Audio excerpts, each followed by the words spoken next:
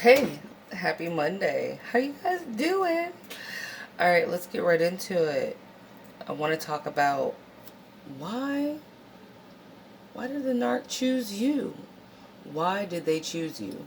We've all had that question where they're like, "Man, why me, man?" You know what I mean? I have some insight on that, and it's just my opinion. Let's talk about it.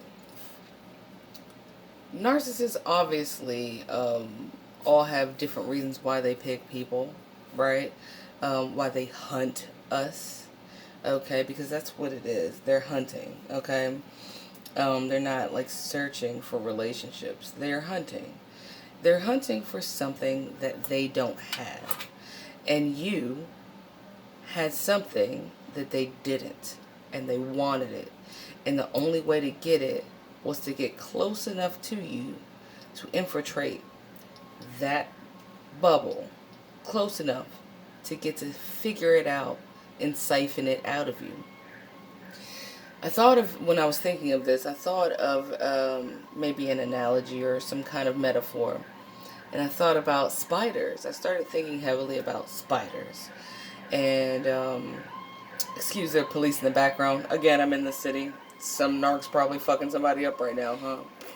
Anyway, so with spiders though, and you can say, well, hey, there's many different spiders. All spiders don't build webs. Yeah, but most of them do. Okay, let's get into that. With spiders, you think, a spider, what does a spider have to do? Now, in this scenario, the spider is the narcissist. And spiders, we'll say, um, are known to catch flies, okay? So why does a spider catch a fly? And we could say we would be the fly, all right? I know that's not the sexiest insect ever, but let's just, for kicks, say we're the fly. The spider does what? Builds a web. It builds a web to catch the fly. Why does it build a web? Well, because even though the spider is bigger, and you would think the spider is stronger than the fly, and that may be so, right? It still doesn't have what the fly has. Well, what does a fly have that a spider doesn't if the spider is bigger and stronger? Well, I mean, look at the name. It's a fly. It can fly. It can elevate itself. A fly does not have to build a web to catch food. A fly can land on whatever it wants and eat it at its leisure. A fly can go higher than the spider. A fly is faster than the spider. And the spider does not have those qualities. It's big, it's gaudy, you know what I'm saying? It's in my opinion far uglier. You know what I mean? And it has to do what the fly doesn't have to do. Where the fly has all this freedom to go and get food and live its life and be fast and fly up and down and do what it wants to do and get into places that the spider can't as easily. The spider has to build a trap, much like the narcissist. The spider has to work harder to build an illusion that looks beautiful, right? And that's really not easily seen. Why do you think webs are so thin, right? They're strong, but they're thin.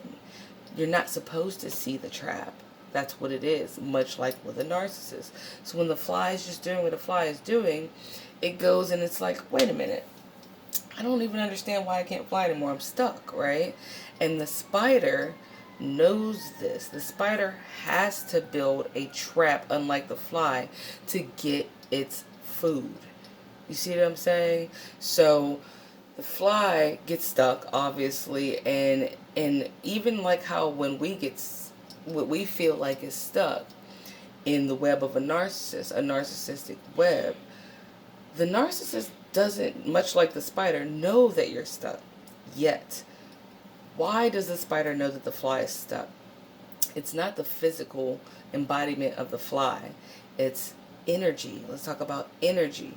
Were you down and out in some way? It doesn't have to be financially. It could have been emotionally. When you met this narcissist, there was something vibrational that was lacking that sent that vibration to the spider. the narcissist, right? That jiggled that web that they had out in the public, right? And when that vibration of being stuck in any area of life jiggled that narcissist web, okay, and sent that vibration up on those little pieces of web, that's how the spider, aka narc, knew, oh, I've got something. And then it comes down and siphons everything, but it never does it immediately, right? The spider doesn't eat its prey immediately, much like the narcissist. It wraps it up in a bunch of bullshit, a bunch of shit, right? And it waits until it drains all the energy out of that thing that it caught, right? We'll just say the fly. And when the fly becomes weak enough, even though the fly is weak, it still contains within it something that the spider needs that it does not have, okay? It's got that energy within it, okay? And so when it gets low enough and feels stuck enough to the point where, much like we did, and you just kind of gave up, you know what I mean? Then it comes down with its creepy, nasty ass self, right? And it finally goes for the kill shot and siphons the life force out of that fly. Well, how can I be compared to a fly? I mean, isn't that like super low? Guess what? Remember this forever. Your low is always somebody else's high. Okay? Your low is always somebody else's high. Or you feel like you are failing or you don't have enough, you always have more and are more successful than someone else out there, even at your lowest point. Never forget that. So don't compare yourself to anybody. When you have encountered a narcissist, you have something within you that they do not have, and they need it. And they need it for sustenance really, really, really bad.